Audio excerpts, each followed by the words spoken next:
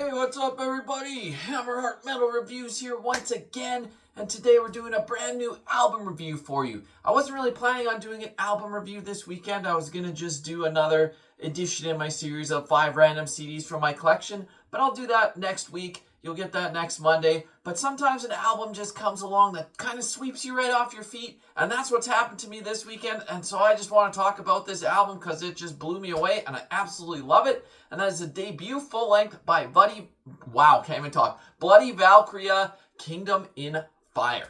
So this is a one-man band from Finland. This project is labeled as epic melodic black metal, but that doesn't really paint the whole picture. Yes, there's some black metal in here, but I wouldn't necessarily just call this a black metal album because he brings in so many different elements here. Like if you go into this expecting like traditional black metal, you might be disappointed because that's not what this album is. It brings in some power metal and some folky melodies and even some like melodic death metal, while the vocals are more with the black metal rasps. So it's still like, I understand the black metal label, but that doesn't necessarily just do it justice. This is all themed around Tolkien's The Silmarillion, so it's a concept story from start to finish, which is really well done.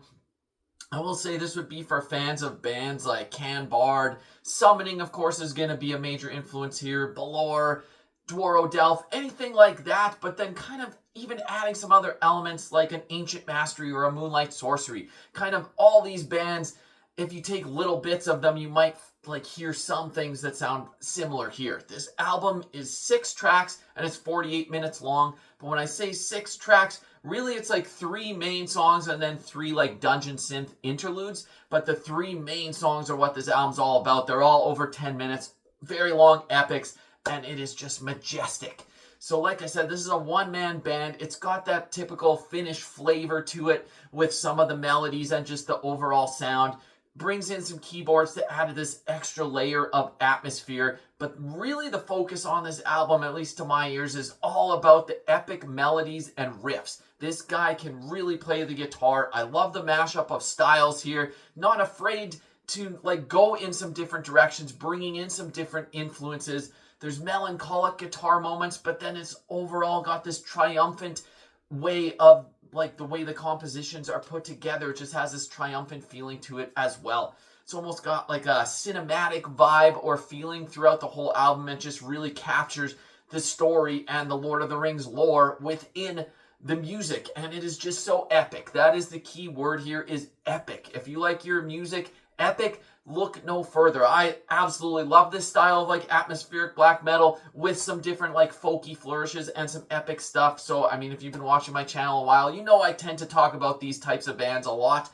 But that's because I love them, and this one kind of caught me by surprise. Hadn't heard much about this band. I did hear one pre-release track about a month ago that kind of put this band on my radar. I absolutely loved the one track, and as soon as this, the stream of this was released earlier this last week, so I've been listening to this for about 5 days now, and yeah, I cannot stop listening to this. This was just released this past Friday, but like I said, yeah, the stream came out, I think, Wednesday night, and I've been almost listening to nothing else but this since then. It is just melodic and grand black metal taken to like the most epic heights that you can even imagine.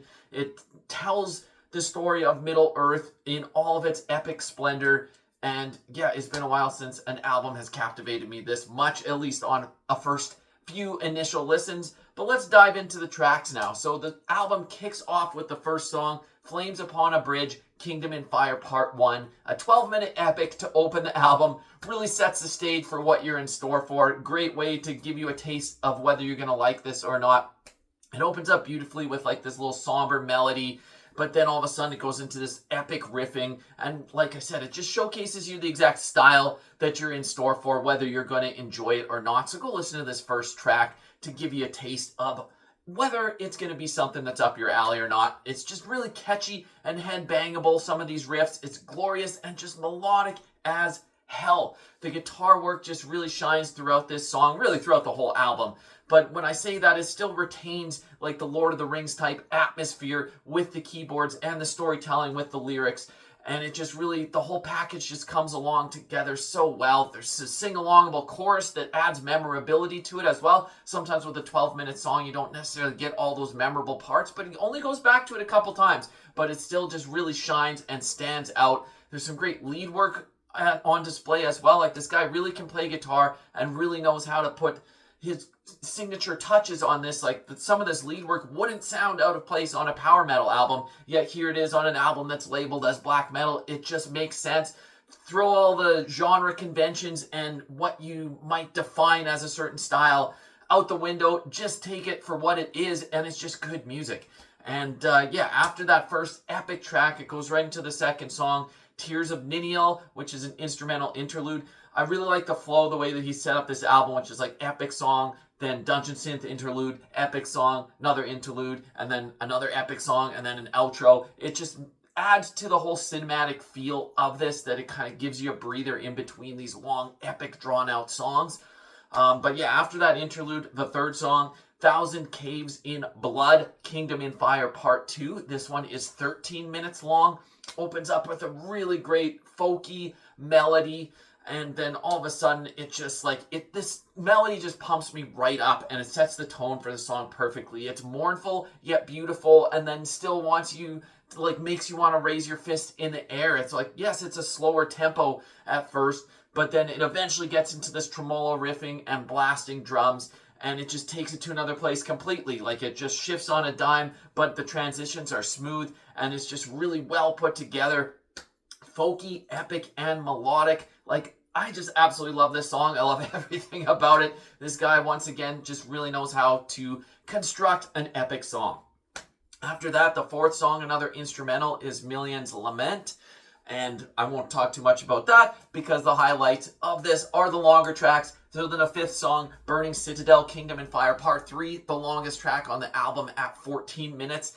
Another one that features some more great riffing, and melodicism is just on full display here. This song definitely has more of like a melodic death metal feel to it. At least to my ears, I hear some of that influence in there, but it still retains the keys in the background and the atmosphere of epic black metal.